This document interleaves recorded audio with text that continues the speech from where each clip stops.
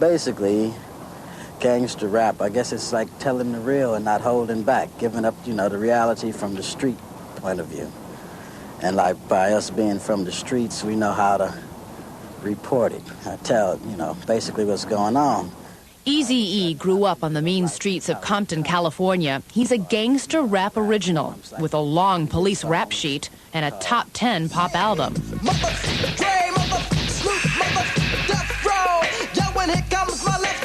They say rap promotes violence and gangster rap does this and everything else. And I don't think gangster rap promotes violence at all. I think it's the person, you know. A rap song doesn't make a person go out and shoot people or go out and rape people and everything else. I think it's the person. I have some lyrics here from some of the songs that you've done in your career, and to be very honest, much of this I can't even say on television, but I want to read some of this to you. So what about the bitch that got shot? F her. You think I care about a bitch? I ain't a sucker. Right. Songs That's titled... not talking about women, though. What is it talking about? A lot of women, bitches. It's a difference. I figure a bitch is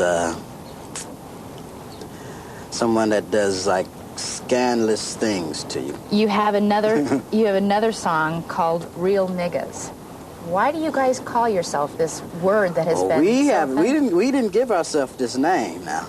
But right now in society, you guys are calling yourself niggers a lot more than... We didn't give ourselves that name. People have been calling us niggas for years, and so we carry that word. Right now, the word is like saying homeboy. The fact is that there are a lot of gangster records right now. There's a lot of voices for people who had no voice before. When Sticky Fingers said, I hate your guts and I hope you die, my name is Sticky Fingers, my life is a lie, I want you to feel that in your chest. I want you to understand he's third generation 40 Projects and he's that mad.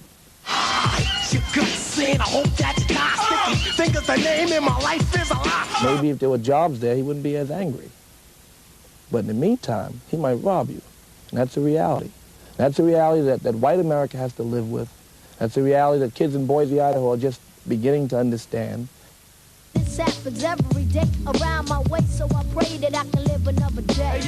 Gangsta rap is so controversial that some record companies are putting out 2 versions of gangsta music videos with and without guns because MTV won't air gratuitous violence.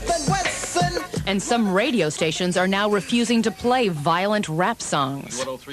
Let's take the current record by Snoop Dogg. He makes a reference to 187 on an undercover cop. 187 is the California Police Code for murder. There's no consequence expressed in any of these actions. This is a simple glorification of doing these types of things.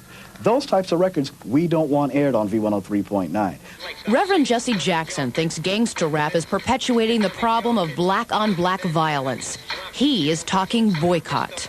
Record companies that make money off of a pain and degradation must be challenged to stop doing it. Challenged how? In some instances, they must be boycotted. We must take the profit out of the pain. Do you think these rap artists have a responsibility to their community as role models to these kids? Indeed, the rap artists have a responsibility. Those who pay them have a responsibility. But those who set the context have an even greater responsibility. If there were not such easy access to guns and drugs and so much unemployment and so much abandonment, the rapping would be abstract. The painful reality is that the rapping is real. And somehow I get the impression that basic white mass media was to focus on rap and not reality. And I say, if you're going to cover violence, cover reality, not just rap. Rap is an extension of the culture. Let's break up the violence in the culture. And I hope y'all put that on camera because that's real. I mean, don't just pick and choose stuff out of here to fit me on one side and the rappers on the other. These are our children in trouble. They are in pain. And if I talk back, you ready to beat me down fast, G? Just like Rodney King. But Dresta, he was in here like 5 years. You just got out of prison. About 8 months. What were you in for? For an assault on another gang member.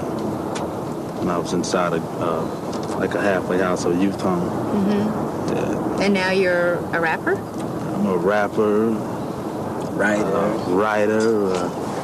arranger, everything. So this music that is being so maligned is actually kind of giving you a purpose in life and something constructive to do? Giving me the only avenue I felt I had, you know.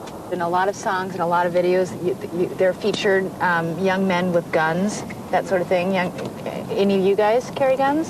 Do you? Incriminate ourselves on camera. No, never. No, we don't carry guns. We carry switchblades. He says with a smile. I mean, really, seriously, do you? You carry guns? No. No? So you guys don't? You feel like you don't have to? It's just a life that we live, you know? Mm-hmm. It's just where we stay. I mean, you never know what can happen. There's people dying every day that you know.